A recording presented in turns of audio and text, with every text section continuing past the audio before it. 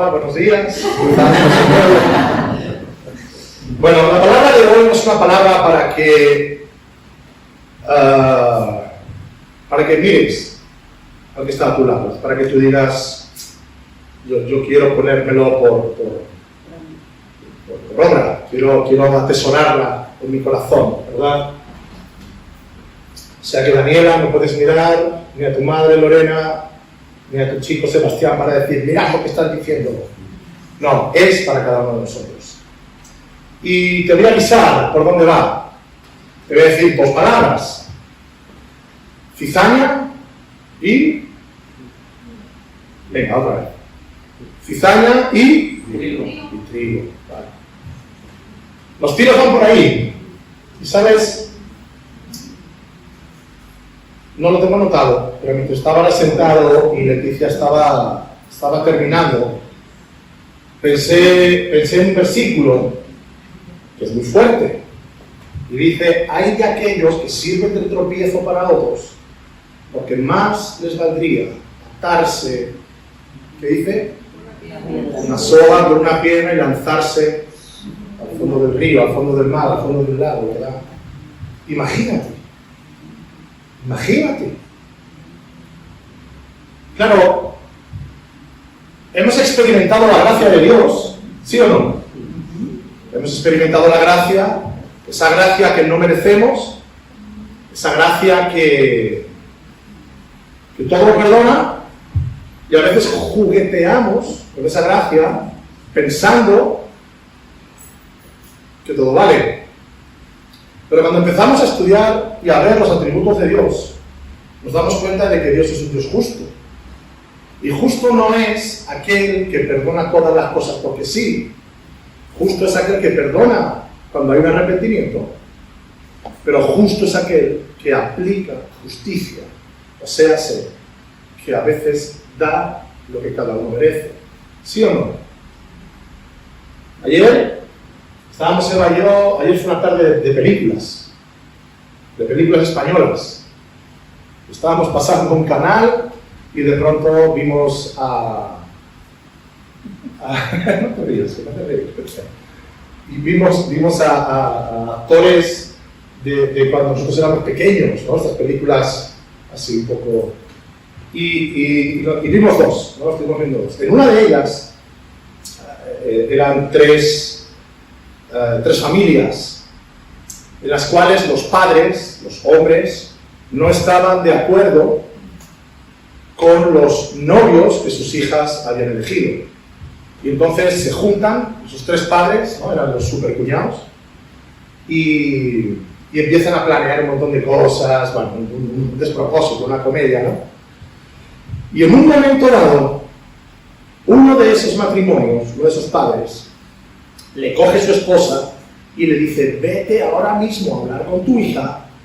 Y él dice, pero es que no quiero perder a la niña, no quiero decirle cosas duras y perder su relación entre ella y yo.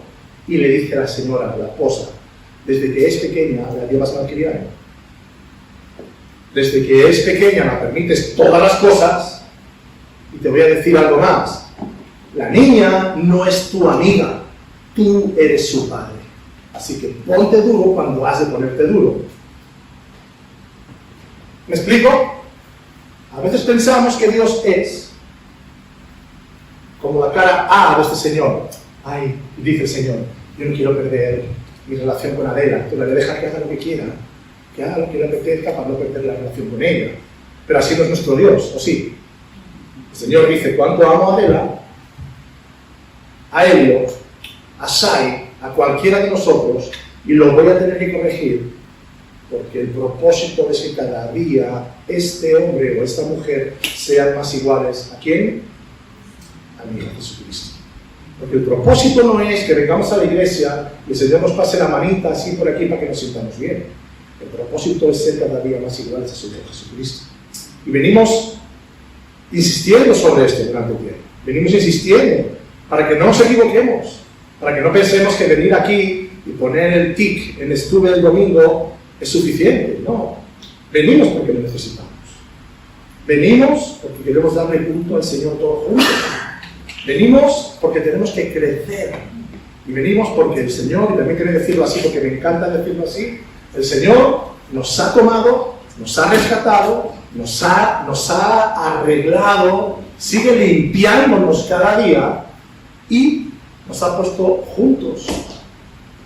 Así como un joyero coge joyas estropeadas, las limpia, las repara y las pone en un joyero, en un lugar específico. ¿Amén a eso? Bueno. Mira,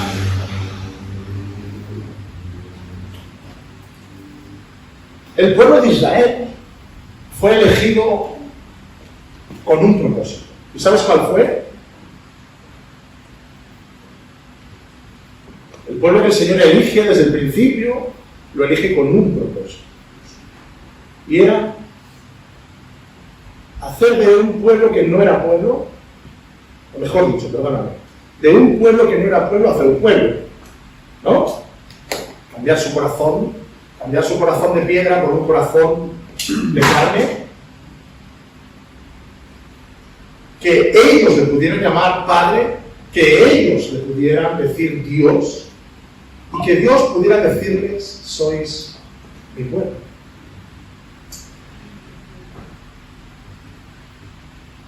Romanos 9:4, voy a utilizar una versión moderna, TLA, traducción del lenguaje actual.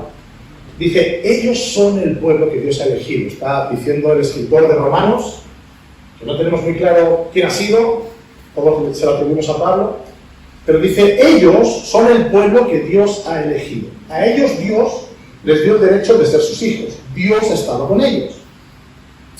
Y les ha mostrado su gran poder. Hizo pactos con ellos y les dio su ley. Les enseñó a adorarlo de verdad y también les hizo promesas. Esto es lo que Dios hace con un pueblo que no era pueblo. Los elige, deciden que sean suyos. ¿Sí? Pero hay un propósito. ¿Alguien puede decirme cuál era el propósito?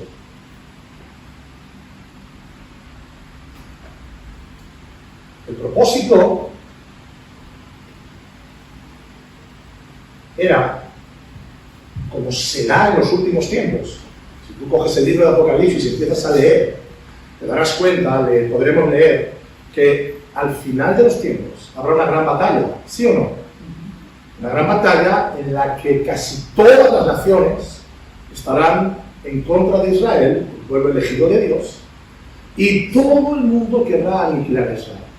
¿Cierto o no? ¿Por qué hay tanto odio contra Israel?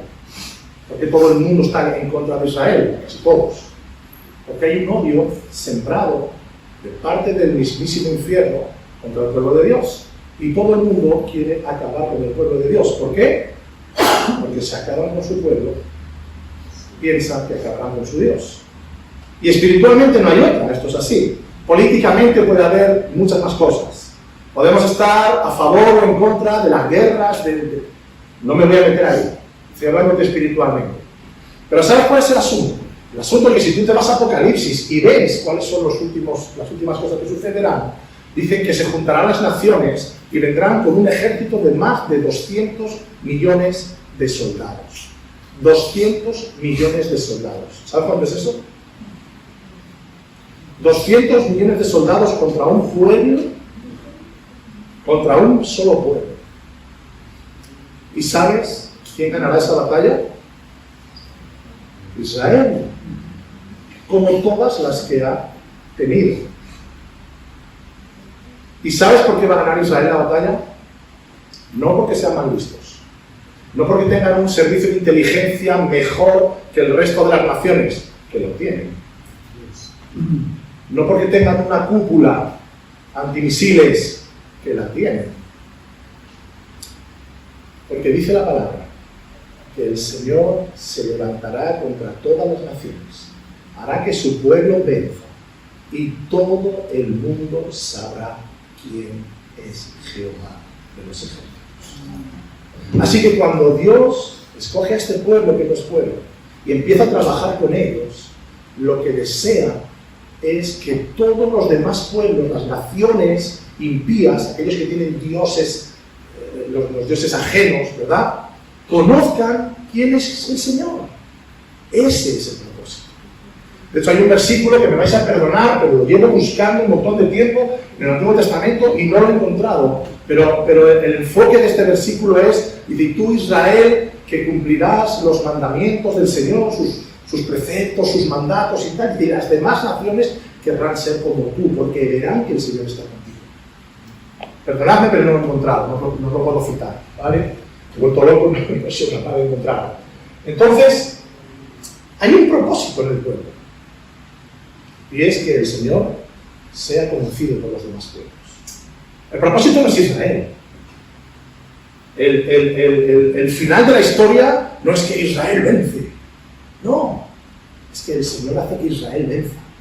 Israel es la herramienta que Dios va a utilizar para que todos los pueblos conozcan quién es el Señor. Aquel que fue desechado desde el principio. ¿Os acordáis de las predicaciones de nación como Am y nación como Goyim?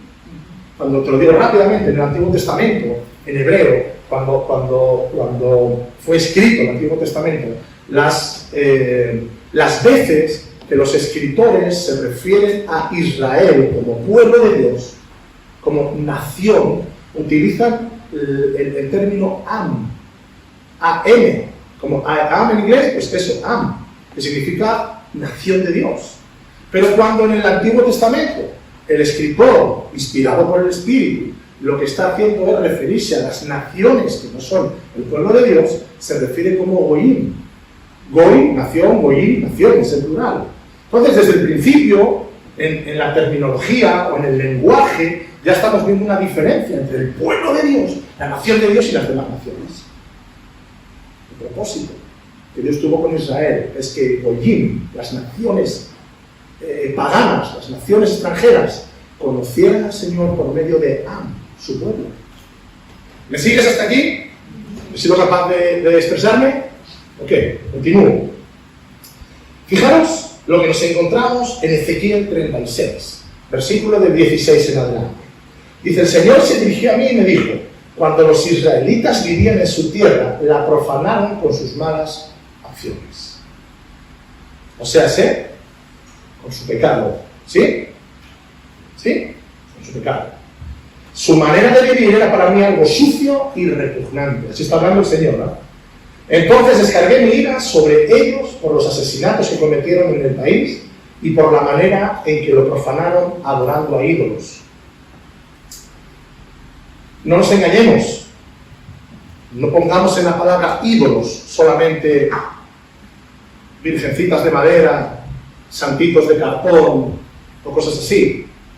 Mete en la palabra ídolos tu familia si la amas más que a Dios, a ti si la amas más que a Dios, el dinero si lo amas más que a Dios, la música si la amas más que a Dios, cuántas cosas, lo que quieras, pon lo que quieras. Un ídolo es aquello que está entre Dios y tú, ¿vale? Entonces no nos equivoquemos, no saquemos una de primera de Evangélicos 1.1 en el que los ídolos son todo lo que hacen los demás.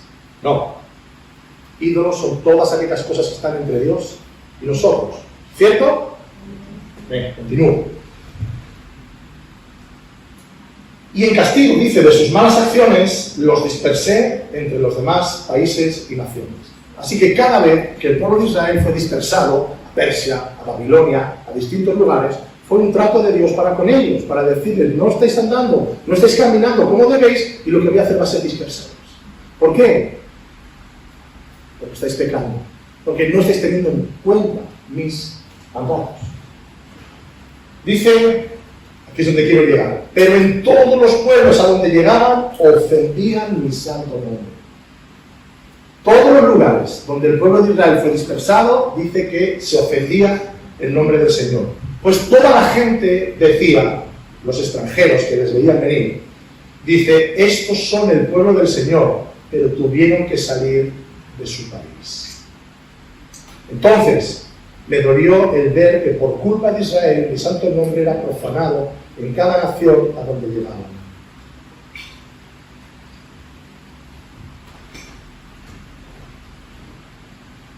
Cuando los persas vieron llegar al pueblo de Israel, se reían de Dios, se reían del pueblo, Y se reían de Dios. Decían, ¿qué tipo de pueblo es este? ¿Qué tipo de Dios tiene este pueblo que ni los cuida? Y dice Dios, me avergonzaba ver y escuchar las cosas que los demás decían acerca de mí, porque no era capaz de cuidar a mi pueblo. Pero la verdad no es que Dios no era capaz de cuidar a su pueblo. La verdad es que Dios estaba discipulando y disciplinando a su pueblo, porque este pueblo no le seguía de todo corazón. ¿Estamos en la línea? ¿Seguimos atentos? ¿Estamos aquí? Después dice, yo mostraré a otras naciones la santidad de mi gran nombre que habéis ofendido entre ellas. Y cuando lo haga reconocerán que yo soy el Señor. Yo, el Señor, lo afirmo. Yo os sacaré de todas esas naciones y países, os reuniré y os haré volver de nuevo a vuestra tierra, a la cual os di. Dice, os lavaré con agua pura, os limpiaré de todas vuestras impurezas, os purificaré del contacto con vuestros ídolos y pondré en vosotros un corazón nuevo y un espíritu nuevo. Parece que es lo que el Señor ha hecho entre nosotros, ¿no? Nos ha dado el perdón, nos ha dado la capacidad de entenderle, ha puesto un corazón nuevo, nos ha dado su espíritu. Estas predicaciones atrás, hemos estado viendo que en el antiguo pacto, de repente descendía un ángel, o descendía el ángel del Señor, el Espíritu Santo, tocaba las aguas, sanaba a alguien, sucedía algo, pero desaparecía. Pero de repente llega Jesús, el día de Pentecostés, ¿verdad? O preveyendo el día de Pentecostés, avisando sobre lo que sucedería, dice, y no os mováis de Jerusalén hasta que recibáis la promesa del Padre, que es el Espíritu Santo, el cual habitará en vosotros, el cual estará en cada uno de vosotros. Y después el apóstol Pablo nos explica tan bien que somos templo del Espíritu Santo. O sea, ya no es que Dios vino, tocó y se va. Dios viene, toca y se va. No, ahora está sucediendo lo que en Ezequiel ya estaba profetizado. Y pondré un corazón nuevo y un espíritu nuevo delante de vosotros, dentro de vosotros. Quitaré de vosotros ese corazón duro como la piedra y os pondré un corazón dócil. Pondré en vosotros mi espíritu y haré que cumpláis mis leyes y decretos. Él hará que cumplamos sus leyes y decretos. ¿Por qué? Con nuestro esfuerzo, con nuestra rendición ante su palabra y con el favor de su espíritu. ¿Amén? Eso sí. Viviréis en el país que di a vuestros padres, seréis mi pueblo, yo seré vuestro Dios, os libraré de todo lo que os manche, haré que el trigo abunde y no volveré a enviaros hambre. Vemos el propósito de Dios. Un pueblo diferente, un pueblo nuevo, un pueblo lleno de su espíritu, un pueblo que es capaz de entender sus mandamientos, sus decretos. ¿Por qué? Por la obra de su Espíritu Santo, que nos permite entender la palabra inspirada. ¿Sí? Pero hay un mensaje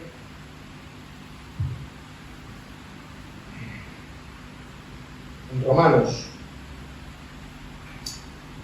demoledor.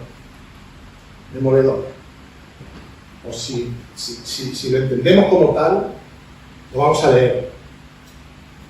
Romanos capítulo 2, versículos 17 y 24. Dice, tú dices que eres judío y te basas en la ley de Moisés y te glorías de tu Dios. Conoces su voluntad y la ley te enseña a escoger lo mejor. Estás convencido de que puedes ser guía de los ciegos y luz de los que andan en oscuridad. De que puedes instruir a los ignorantes y enseñar a los sencillos, ya que en la ley tienes la regla del conocimiento y la verdad.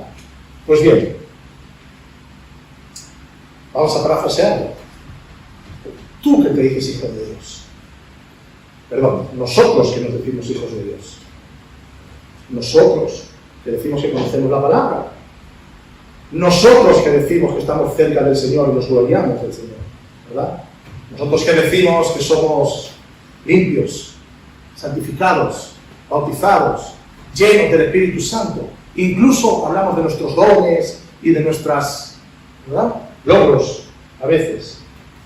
Dice bien, dice, pues si tú que hablas de esto, si tú que enseñas estas cosas y le dices al que no es como tú, ¿cómo ha de ser?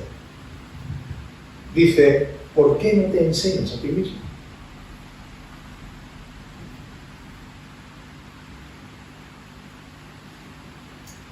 Si predicas que no se debe de robar, ¿por qué robas? Si dices que no se debe de cometer fornicación, adulterio, ¿por qué cometes fornicación y adulterio? Si odias a los ídolos, ¿por qué robas la riqueza de sus templos? ¿Por qué te aprovechas de ellos? Te glorías de la ley, pero deshonras a Dios porque no la cumples. Santiago, tan práctico el hermano del Señor, ¿cierto? No hay carta más práctica que la carta del apóstol Santiago. Y dice, no seáis solamente oidores de la palabra, sino sed hacedores, porque si no os estáis engañando a vosotros mismos. Te glorías de la ley, pero deshonras a Dios porque no la cumples. Con razón, dice la Escritura. Ojo, los paganos ofenden a Dios por culpa vuestra.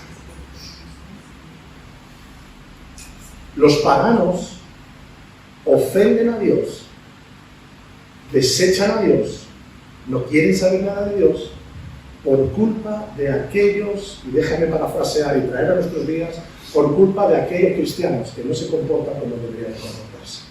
¿Verdad o mentira? Es verdad, ¿eh? Es verdad. Alguien decía, me gusta Cristo, no me gustan los cristianos. No vamos a poner la palabra de Gandhi a la altura de la palabra de Dios, ¿vale? Pero vemos a lo que se está refiriendo esta persona, ¿verdad? Me gusta el mensaje de Jesús. Lo que no me gusta son sus seguidores, porque no lo cumplen, porque no andan de acuerdo a como dicen.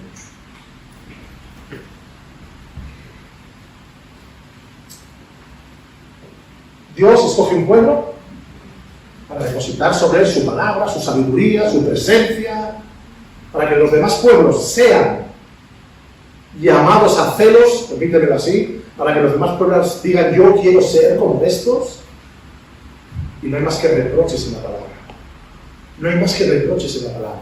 Por tu culpa, los paganos deshonran el nombre de Dios, blasfeman el nombre de Dios, ultrajan el nombre de Dios.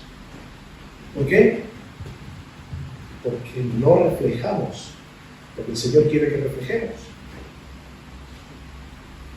Su palabra en nosotros, su espíritu en nosotros, un corazón diferente. Y el Señor lo ha puesto todo, ¿eh? El Señor lo ha dado todo. El Señor te ha buscado, me ha buscado, ha insistido una y otra vez, hasta que nos hemos rendido delante de Él, hasta que ha conseguido que nuestras rodillas se doblaran delante de Él. ¿Te acuerdas de Jacob? ¿Te acuerdas de la lucha del ángel con Jacob? Jacob terminó doblando su rodilla, ¿cierto o no? Toda la noche estuvieron luchando. Toda la noche, dice la palabra, estuvieron luchando. Y antes de que saliera el sol, Jacob dobló sus rodillas. ¿Por qué? ¿Quién me recuerda la historia? ¿Qué hizo el ángel? Lo golpeó y lo hirió en su cadera y ya no le quedó más remedio que caer. No sé tú. A mí el Señor me tuvo que golpear. A mí Dios me tuvo que golpear. Porque si no, no caía. Y con tanto amor me golpeó. Que parece mentira, ¿no? ¿Cómo puede ser que alguien golpee a otro con amor? El Señor lo hace, es especialista. Pero el Señor lo puso todo. Recibimos el mensaje y el Señor empezó a hacer que ese mensaje fluyera no solamente en nuestra cabeza, sino que empezara a descender a nuestro corazón. Y permíteme decirlo así de manera romántica, ¿verdad? Hasta que al final esa palabra de doble filo penetró hasta lo más profundo de nuestra alma y dice que dividió nuestro ser. Lo que era bueno y lo que era malo. Estaremos rendidos, nos arrepentimos de nuestros pecados, el Señor nos dio su Espíritu Santo, y como dicen los argentinos, no para que te entre la chiribiorca y se te ponga la carne de gallina. No, nos dio su Espíritu Santo para ser transformados.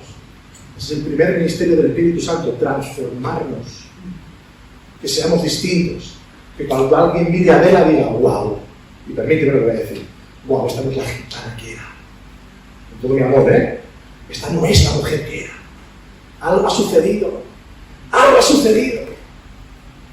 en cambio de repente miran a otro y dicen, y este hipócrita, voy a poner nombre, claro, en este caso no lo muy amigos que seamos, no lo voy a hacer, y este hipócrita, que va a la iglesia todos los domingos, se pone sus mejores trajes, sus mejores galas, enciende velitas, participa del partimiento del pan, pastor, y este hipócrita que sigue toda la vida igual, que no ha sido cambiado, que no ha sido transformado, que no deja que el Espíritu Santo haga nada en su vida. Yo no quiero ser como él. Eso es lo que el escritor de Romanos, en el capítulo 2, les está diciendo a aquellos que son judíos, y les dice: ¿de qué sirve toda vuestra parafernalia, toda vuestra palabrería si estáis vacíos? Y eso es lo que 2000 años después casi estamos diciéndonos entre nosotros a la iglesia: tenemos que ser el testimonio. Y en esto conocerán que sois sus discípulos, que os amáis los unos a los otros. ¿Amén? Amén. Así que el plan y el propósito de Dios, repito, que era que todos los pueblos le conocieran por medio de un pueblo al cual había elegido. De repente ese pueblo se enreda en tantas tonterías, en la coma, en el punto, en interpretar cosas ininterpretables, en poner leyes que no eran. Y viene Jesús y dice: diezmáis de todas las cosas, y eso está bien, pero misericordia y sacrificio es lo que quieren.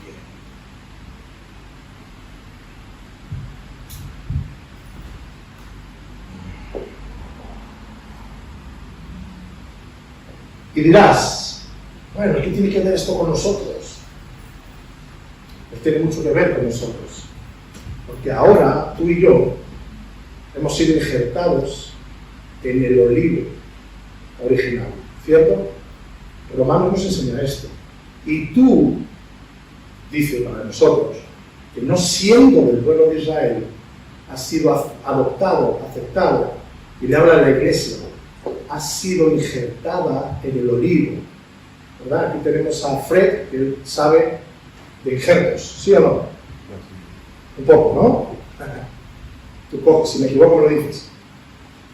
Coges un manzano, le cortas las ramas, una rama, le pones una rama de peral, le pones un vendaje correcto, y con el tiempo ese tronco de manzano en esa rama de peral está dando peras. Bueno, más o menos es así, ¿no? Sí. Eso es lo que sucedió con nosotros, que no éramos del pueblo elegido y de repente Dios nos ha injertado, nos ha puesto en el olivo, ha hecho que seamos pueblo por su gracia, y no por otra cosa, ¿eh? No sé tú, pero yo no me merecía nada, por su gracia única y exclusivamente. Y llega Jesús en sus 7 parábolas que están juntas,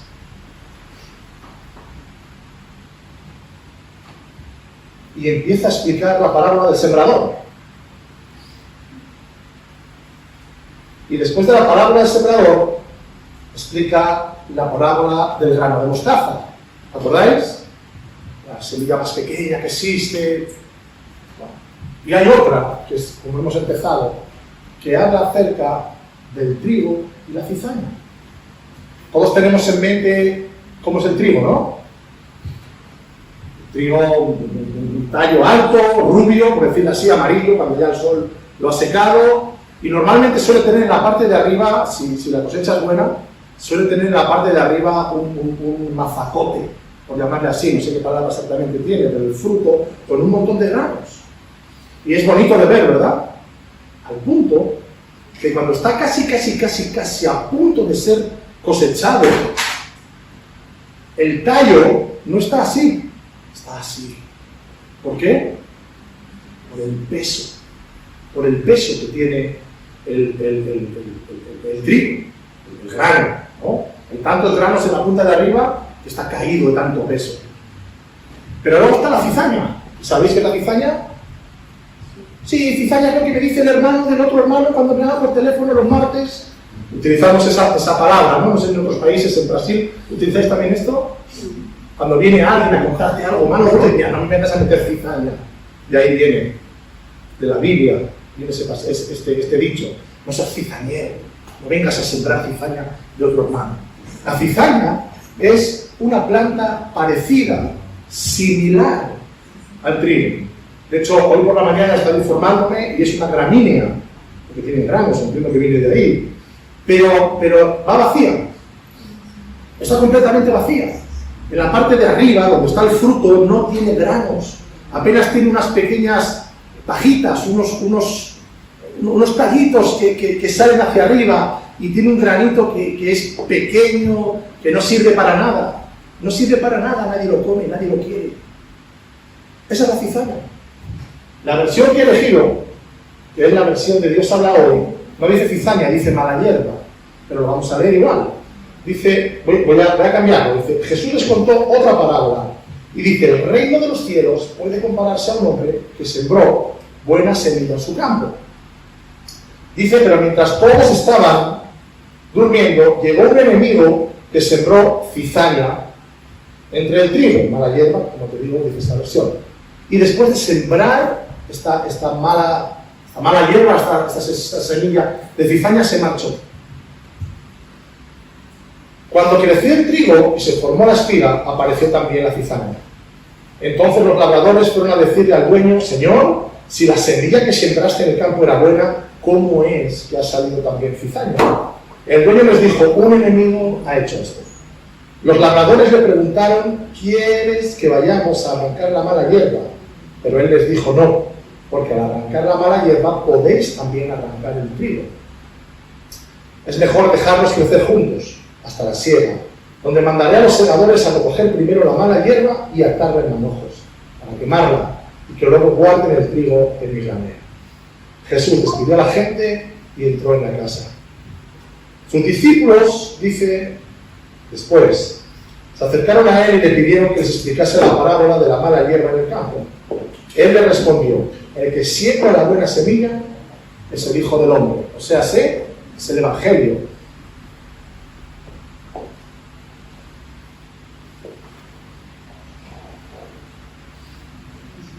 Perdón. El campo es el mundo. La buena semilla representa a los que son del reino. La mala hierba a los que son del maligno. Y el enemigo que sembró la mala hierba es el diablo. La siega representa el fin del mundo y los segadores son los ángeles. Así como se recoge la mala hierba y se la quema en una hoguera, así sucederá, dice, en el fin del mundo. El Hijo del Hombre mandará a sus ángeles a recoger de su reino a todos los que hacen pecar a otros y a los que practican el mal.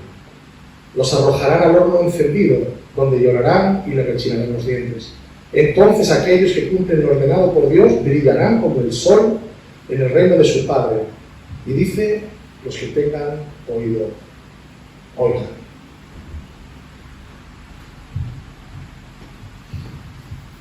Te decía al principio, esta palabra no es para que mires al que está a tu lado y digas, Carlos está hablando de él o de ella. No.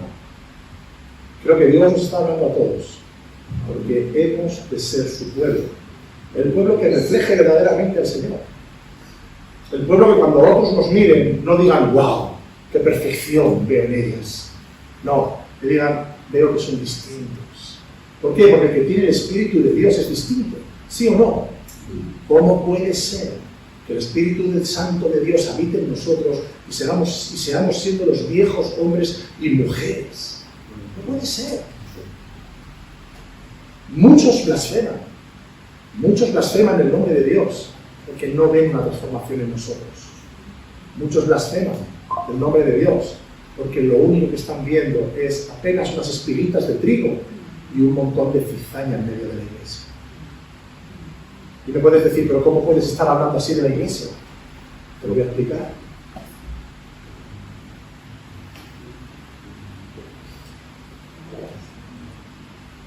Judas, capítulo 1.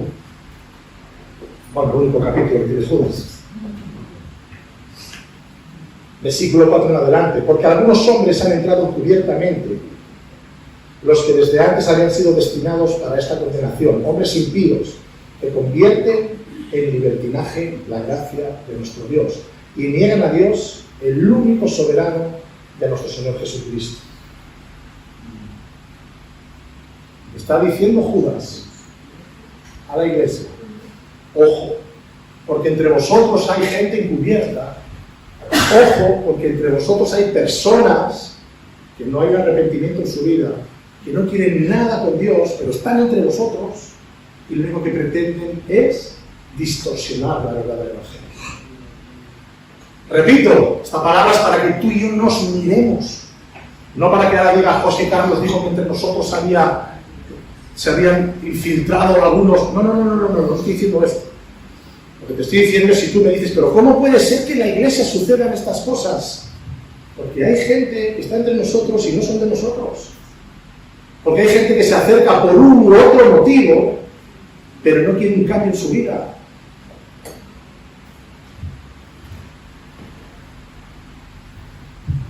Habla de personas que tienen actitudes muy reprochables. Muy reprochables.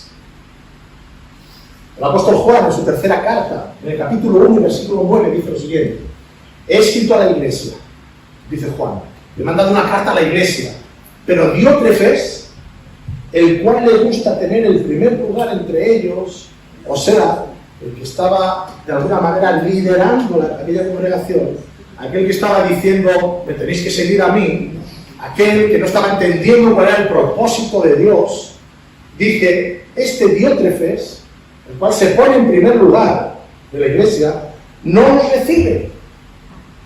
No nos recibe. Por esta causa, si yo fuere, recordaré las obras que hace parloteando con palabras malignas contra nosotros, y no contento con estas cosas, no recibe a los hermanos, y a los que quieren recibirles, se lo prohíbe. Y los expulsa de la iglesia. ¿Tú te imaginas un pastor así? ¿Qué piensas? ¿Tú te congregarías en una iglesia que tuviera un pastor así? A veces pensamos y decimos, bueno, es que las iglesias han cambiado tanto desde el primer momento, ¿verdad? Que hoy los pastores solamente quieren tener el primer lugar, beneficiarse de, que les den la honra, que les traten de usted, sentirse más que los demás, ser hombres que sean reconocidos, porque como nunca nadie los reconoció nada en la calle, de repente llegaron a la iglesia y todas sus frustraciones están en el púlpito, que todo el mundo le reconozca. No, bueno, claro, la iglesia ha cambiado tanto, no te equivoques. Estamos hablando de no haya pasado ni 50 años que Cristo había muerto. Y esto nos encontramos en la palabra. ¿Por qué? Porque el ser humano seguimos siendo el mismo. El mismo, si no nos rendimos al Señor. El mismo, los mismos, si no dejamos que la obra del Espíritu Santo se haga en nuestra vida y que la palabra sea revelada en nuestras vidas y nos vaya cambiando y transformando. Esto es con lo que la iglesia del primer siglo se encontraba. Y esto es lo que nos encontramos hoy en día. Pero voy a continuar, porque repito, el mensaje es para ti y es para mí, no para el de al lado. Y dice, amado, no imites lo malo, sino imita lo bueno. Ahí es donde quiero llegar en esta mañana. Imita lo bueno, no imites lo malo. Tenemos un reto, ¿verdad? Tenemos un reto. Y muy grande. El que hace lo bueno es de Dios, el que hace lo malo no ha visto a Dios. Todos dan testimonio de Demetrio, y aún la verdad misma. Y también nosotros damos testimonio. Y vosotros sabéis que nuestro testimonio es verdadero.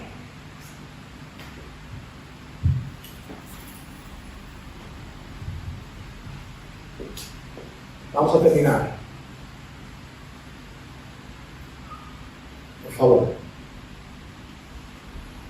revisemos en nuestro corazón qué hay de cizaña y qué hay de trigo. Revisa en tu corazón, reviso en mi corazón, si mis actitudes son de Diótrefes, el que yo quiero ser el dueño de mí mismo, de mis acciones, o de Demetrio, que era un hombre con buen testimonio, que servía a la iglesia.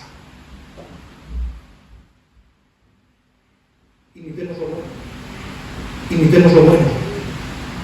Imitemos lo bueno. Ahora es con lo que te tienes que quedar. El resto es paja. El resto no vale para nada. Bueno, vale menos. Bueno, vale todo, pero que te quedes con estos 5 minutos últimos. ¿vale? Y es que nadie pueda poner una cuerda con una piedra en tu cuello. Que nadie pueda. Porque tu testimonio delante de la gente y delante de Dios es precioso. Que nadie te diga hermano por tu actitud, los demás blasfeman el nombre de Dios.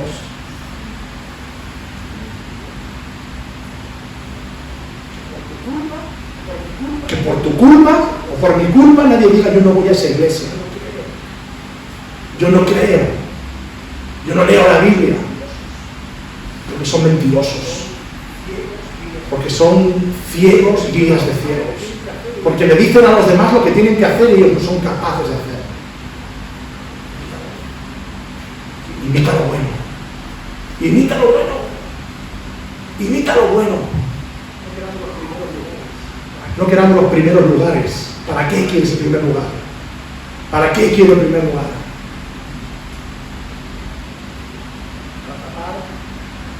Para tapar mis traumas infantiles. Porque nadie me dijo nunca, ¡ah, qué bien lo haces! Y ahora cuando me bajo después de tocar la guitarra, ¡oh, cómo sonó hoy! ¿Para qué quieres eso? ¿Para qué? Órale a Dios y dile, Señor, ¿cuál es mi lugar? No busques el primer lugar. Dile a Dios, ¿cuál es mi lugar? Pero sobre todo, somos un pueblo que Dios ha escogido cuando no éramos nada. Cuando no éramos nada. Dice que nos escogió para avergonzar, ¿verdad? Escogió a lo débil, a lo tirado, a lo falto de inteligencia. Acuérdate de Pedro, pero ¿quién es este? Es un pescador. Si este no sabía ni hablar, y mírale cómo habla. Y todos reconocían que había estado con Jesús. Amigos, imitemos lo bueno. Y no seamos de tropiezo para nada. Somos la iglesia del Señor. Somos la iglesia del Señor. No es un juego. No es un juego. No es un juego.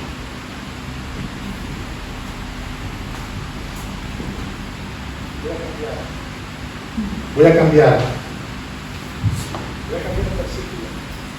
cambiar un versículo. Y te aviso, porque como la palabra dice que nadie cambie nada de lo que está escrito en este libro, ¿verdad? Lo voy a cambiar. Con tu permiso, si nos hacemos todos culpables. ¿Podemos cambiarlo?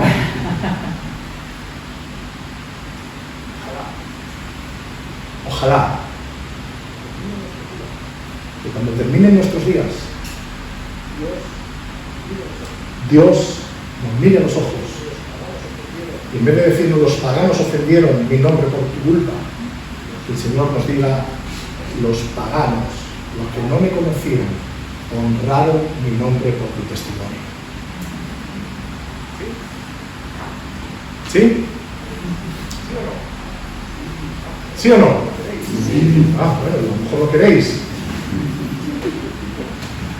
Seamos luz en las tinieblas. Ese es el llamado que Dios nos ha hecho. A ser luz en las tinieblas. ¿Oramos? Ponemos de pie.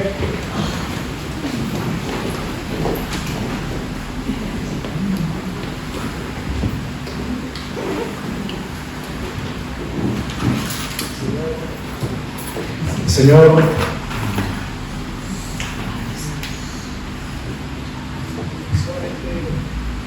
solamente recuérdanos cuál es el lugar al que tú nos llamas. Recuérdanos lo hermoso que es reflejar tu nombre, Señor. Lo hermoso que es ser templo de tu Espíritu.